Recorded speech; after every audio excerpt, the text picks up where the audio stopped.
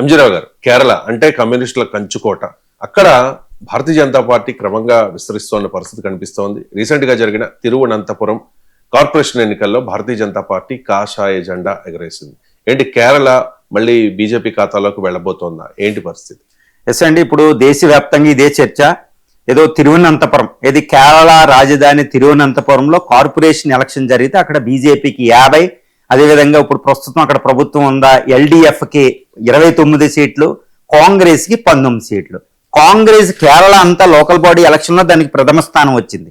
ప్రభుత్వంలో ఉన్న ఎల్డిఎఫ్కి 2వ ప్లేస్ వచ్చింది.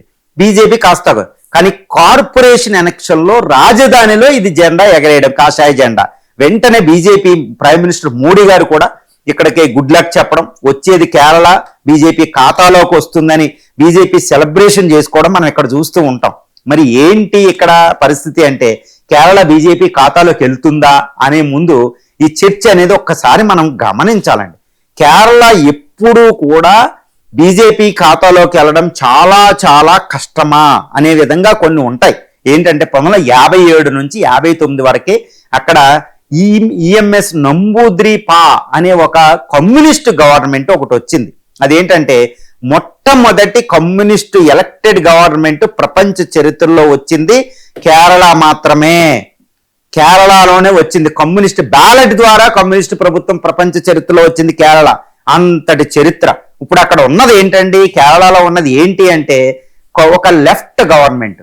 కాంగ్రెస్ కి ఎలాంటిదో కమ్యూనిస్ట్ కంచుకోట కేరళ, వెస్ట్ బెంగాల్ కేరళ. మరి అక్కడ మమతా బెనర్జీ బద్దలు కొట్టింది. మమతా బెనర్జీని కొట్టడం ఇప్పుడు బీజేపీకి ఇంకా చాలా కష్టపడుతుంది.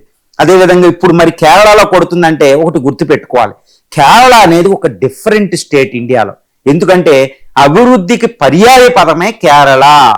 ఇండియాకి it's a symbolism, it's a meaning of the development in Indian history అండి. స్వతంత్రం వచ్చిన తర్వాత అభివృద్ధి అనేది చూపించిందే కేరళ. ఎందుకంటే ఈరోజు గవర్నెన్స్ ఇండెక్స్ లో, పాలనలో మొట్టమొదటి rank. HDI human development index లో కేరళ ఫస్ట్ ఉంటుంది. తర్వాత గుర్తుపెట్టుకోవాలి, రెండోది ఏంటంటే టూరిజంలో మొట్టమొదటి ఉంటుంది, ఉమెన్ ఎడ్యుకేషన్ లో మొదటి ఉంటుంది. ఎడ్యుకేషన్ లో భారతదేశంలో 100% ఉన్న రాష్ట్రం Kerala. Women education, women health indicators లో, ఒక సమ్మిళిత అభివృద్ధిలో, వృద్ధి కాదండి అభివృద్ధిలో కూడా కేరళ మొదటి ప్లేస్. ఎందుకంటే కమ్యూనిస్టు ప్రభుత్వాలు అక్కడ సక్సెస్ఫుల్. అంటే కేరళ ఏంటి, అభివృద్ధి అనే విషయంలో ఈరోజు కేరళ అన్ని ఇండియాలో ఉన్న మహారాష్ట్ర, ఢిల్లీ, ఆంధ్రప్రదేశ్, తెలంగాణ, ఢిల్లీ, ఈ ఉత్తరప్రదేశ్ ఇలాంటి రాష్ట్రాలు అన్నిటి ఏ రాష్ట్రంతో పోల్చినా, ఏ కేంద్రపాలిత ప్రాంతంతో పోల్చినా, ఈవెన్ గోవాతో పోల్చినా కేరళ ఫస్ట్ ప్లేస్ లో ఉంది. మరి ఇలాంటప్పుడు అభివృద్ధికి ఆల్రెడీ కేరళ పర్యాయపదం, అభివృద్ధి అక్కడ ఉంది. మరి బీజేపీ ఏ విషయంలో అది ప్రజలను మెప్పించాలి అంటే అభివృద్ధిలో మెప్పించాలి. ఆల్రెడీ అభివృద్ధికి పర్యాయపదంగా గవర్నమెంట్లు పనిచేస్తున్నాయి. ఇంకా అంటే బీజేపీ అధికారంలోకి వెళ్ళాలి, కేరళ ఖాతా తనలో వేసుకోవాలి అంటే బీజేపీ ఇప్పుడున్న ప్రభుత్వం ఎల్డిఎఫ్, యూడిఎఫ్ల కంటే ఎక్కువ అత్యున్నత స్థాయిలో డెవలప్మెంట్ ని అక్కడ చూపించాలి. అది గుర్తుపెట్టుకోవాలి. మరి అది సాధ్యమయ్యే విధంగా ప్లాన్ ఉందా అంటే బీజేపీ ఏముంది, బీజేపీ హిందుత్వ ఐడియాలజీ మీద వీటి మీద వాళ్ళు పనిచేస్తున్నారు. ఇప్పుడు కేరళ చూడండి, కేరళలో మతంలో ఎలా ఉంటాయి, 54% హిందువులు ఉంటారు, 28% ముస్లిమ్స్ ఉంటారు, 18% క్రిస్టియానిటీ. ఇంత ఎక్కువగా 3 మతాలు సమానమైన స్థాయిలో ఉన్నది కేరళలో మాత్రం, ఇండియాలో కూడా ఉండదు, ఏ రాష్ట్రంలోనూ కూడా ఉండదండి. మరి ఇలాంటి రాష్ట్రంలో గుర్తుపెట్టుకోవాలి, కేరళ ల్యాండ్ ఆఫ్ ఫిలాసఫర్స్ అని పిలవచ్చు, తత్వవేత్తలు పుట్టిన నేల.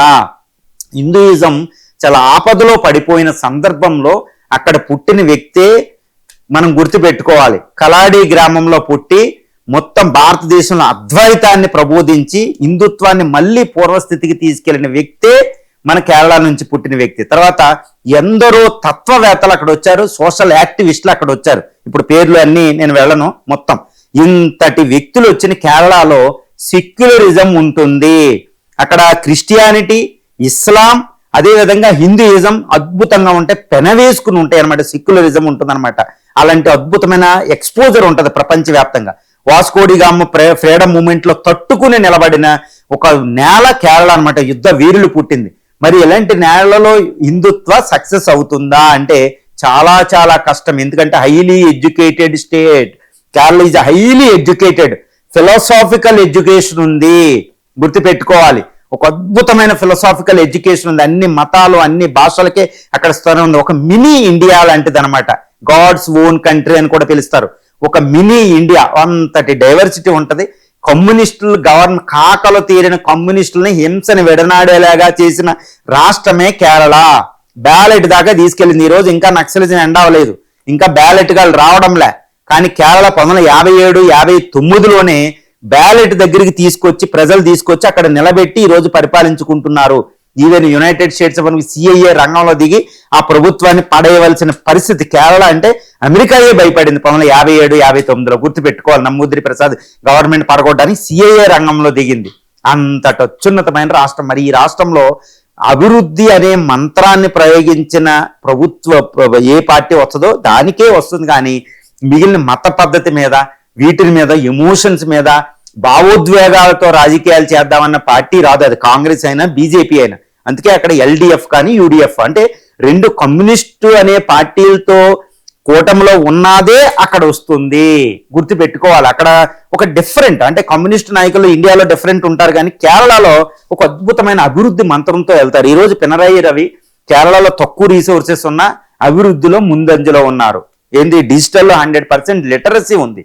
అన్ని విధాలుగా చూడాలంటే ఇండెక్స్ చైనాతో సమానమైన అభివృద్ధి పదం అక్కడ ఉంటుంది డెవలప్డ్ కంట్రీస్ లా. కాబట్టి కేరళని బీజేపీ తన ఖాతాలో వేసుకోవాలంటే చాలా కష్టం.